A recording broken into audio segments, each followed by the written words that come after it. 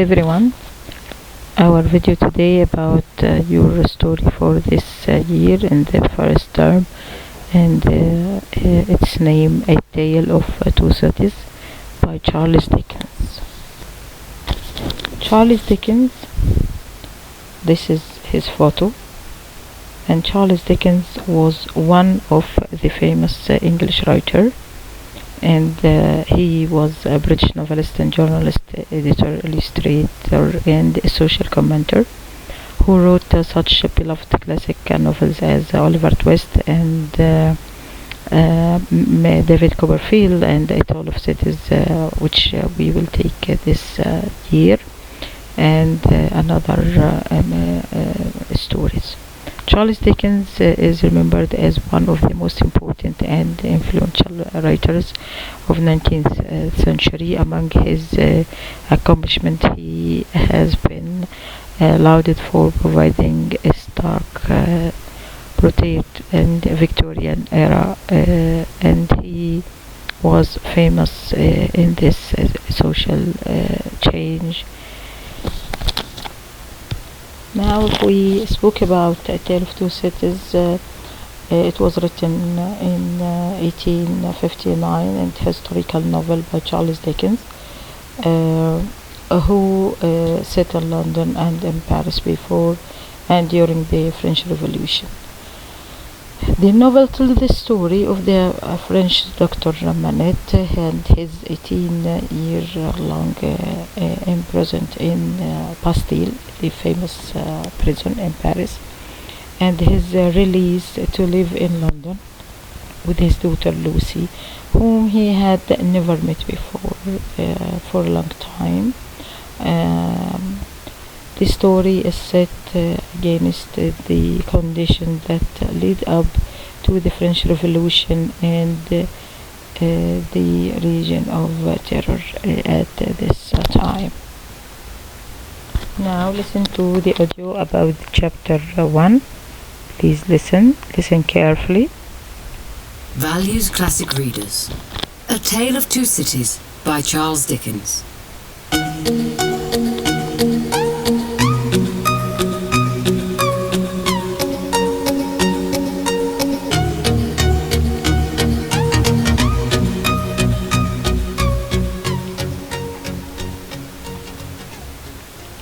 Chapter 1. Came Back to Life. It was the best of times. It was the worst of times. It was the age of wisdom. It was the age of foolishness. It was the season of light. It was the season of darkness. It was the spring of hope. It was the winter of despair. There was a king with a large jaw and a queen with a plain face on the throne of France. There was a king with a large jaw and a queen with a fair face on the throne of England. In both countries, it was clearer than crystal to the lords of the state that things in general were settled forever.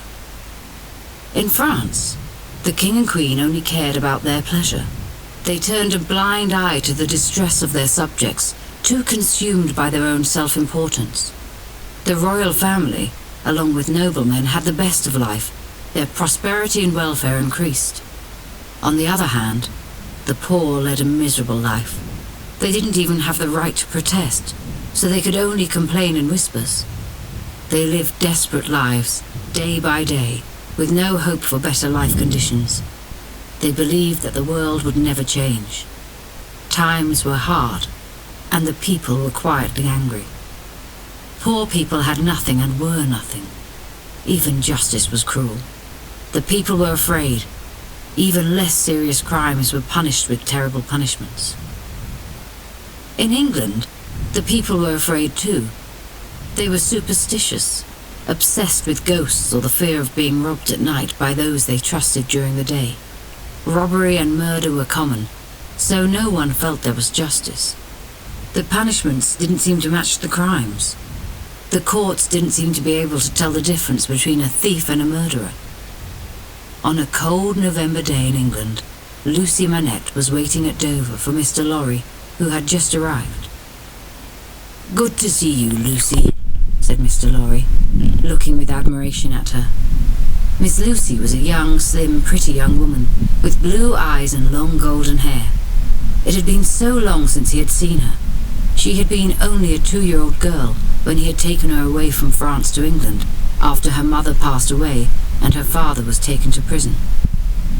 Mr. Lorry was an official of Tellson's Bank, where her father's money was kept, and an old friend of her father, Dr. Manette. He was in charge of Lucy's money and education. The bank had asked an Englishwoman, Miss Pross, to bring up the child, and over the years, Miss Pross had become like a mother to Lucy, and would have given her life for her. Since that day, Lucy Manette had been living safely in England with Miss Pross. "Good to see you, Mr. Lorry.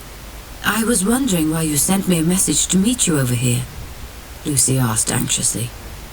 "Your message didn't make any sense to me.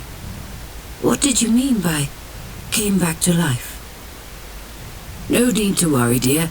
I have some news to tell, but I want you to stay calm," said Mr. Lorry. "It is difficult to know where to begin, but let me get straight to the point, my dear. Your father is still alive, and he is now kept in a room above a wine shop in Paris, owned by one of his former servants." Mr. Lorry was alarmed by Lucy's frozen expression. Mr. Lorry quickly carried on. "Your father, Dr. Alexander Manette, was unjustly sent to prison when you were 2 years old, not because he had done anything wrong, but because he had a powerful enemy.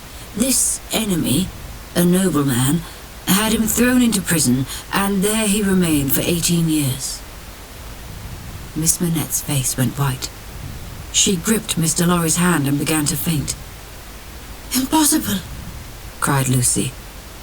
"I know that my father died a long time ago. I'm going to see his ghost. Not him. His ghost." By this time, Lucy's heart was beating so quickly that despite Mr. Lorry's efforts to soothe her, she fell unconscious on the floor. Mr. Lorry called for help, and immediately a large, wild-looking woman ran into the room and pushed him against the wall. She was very red in the face and had a strange hat on her head. Mr. Lorry wasn't sure at first if she was a woman or a man. She was so strong. It was the loyal Miss Pross. "What have you done? Couldn't you tell her your news without frightening her to death? Do you call that being a banker?" Miss Pross shouted. Mr. Lorry was perplexed and didn't really know how to answer. Shouting at the servants, the woman went on. "Don't just stand there, you bad lot. Go and get some water for my young lady." Despite his confusion, Mr. Lorry was impressed by the woman's care and attention for Miss Manette. Mr. Lorry and Miss Pross helped Lucy, who was a little dizzy, to bed. As she gradually regained consciousness, she agreed with Mr. Lorry that they would travel to Paris the following day to see her father and bring him to England. And now, as you heard, this is a story about an old man who was called Dr. Manette. He was imprisoned in the Bastille prison in Paris, and this story not about his own life only, but it's also about how it was between the two famous cities at that time, Paris and London, and how it was going there in this society generally, and in a specific situation for Dr. Manette and his daughter. As you can see here in the introduction of the story, he was making a comparison between the condition of life between Paris and London, and it was the best time and also the worst time. See the contrast here between the best and the worst, and it was the age of wisdom and the age of foolishness, and this is how it was at that time. It was light and dark, hope and despair. It was wisdom and foolishness. It was spring and winter.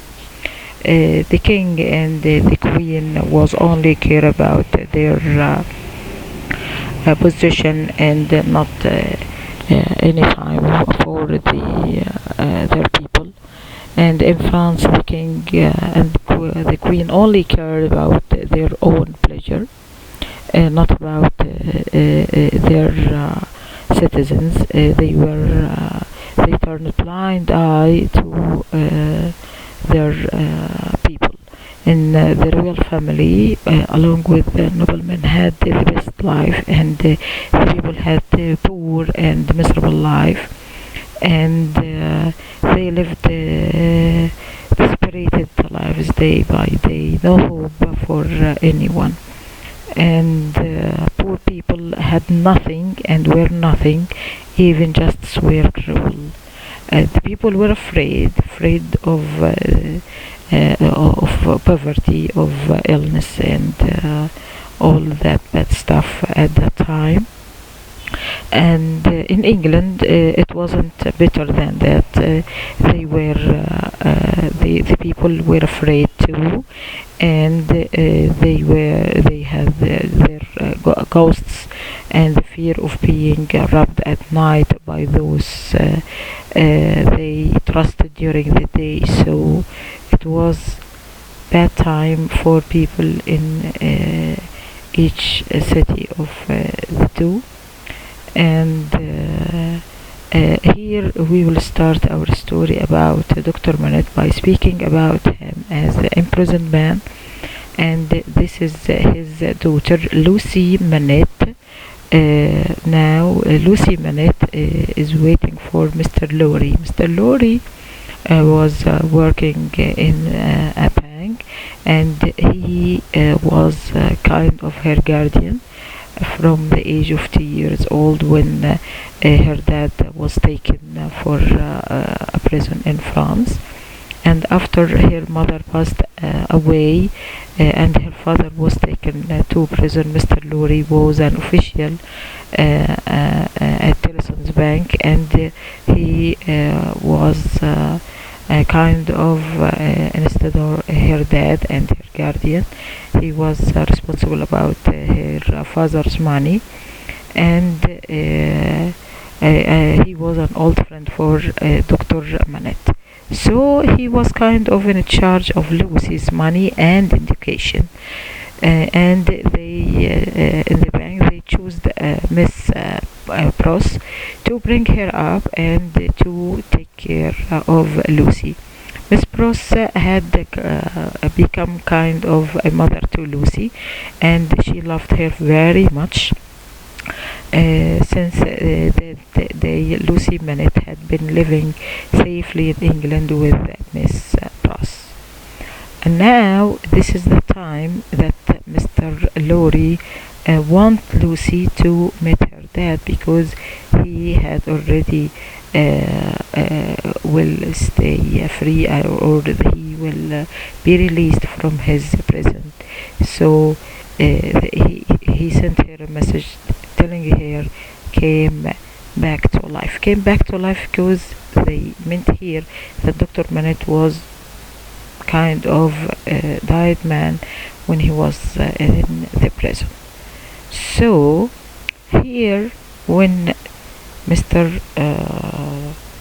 Lorry told Miss Manette or Lucy Manette about this fact or truth about her dad, she wouldn't believe him at the first, because all the time had passed. She thought that her dad was died and she was kind of orphan, and now he is speaking about her dad as a kind of a living man. When Lucy heard about that her dad is still alive, she couldn't believe that, and she got faint. Miss Pross was very, very, very angry about that. She loved Lucy as her own daughter, and she was very upset about her condition right now, and she helped Mr. Pross to Mr. Lorry to give a hand to Lucy. And now Lucy is getting prepared to meet her dad for the first time, because she never heard him about before. And now this is the question about chapter 1. This is first one. Your message didn't make any sense to me. What did you mean by came back to life?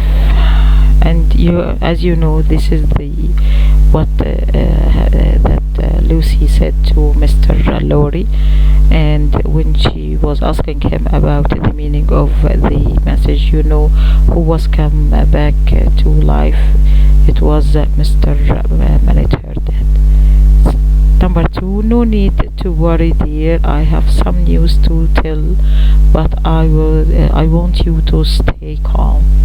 This what was said by Mr. Lorry to Lucy Mallet when he wanted to speak to her about her dad and that situation, that complicated one.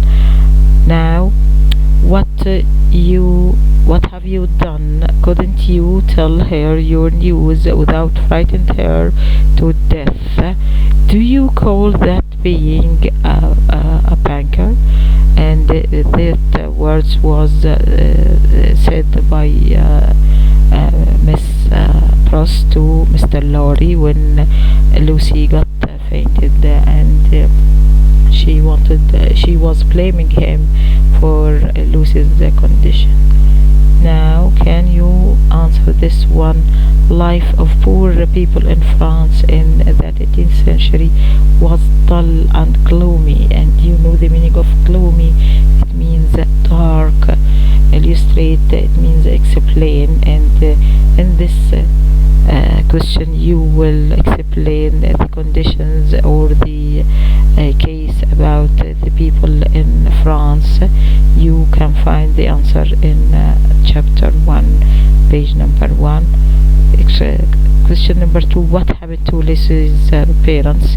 As you know, her dad was an enemy for a nobleman who sent him to prison, and her mom was died after that, and she stayed kind of orphan, and Miss Pross and Mr. Lorry was looking after her.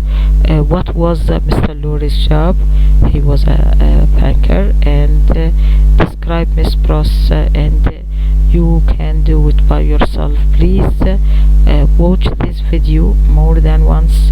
Maybe it will help you, and listen to the audio about chapter 1.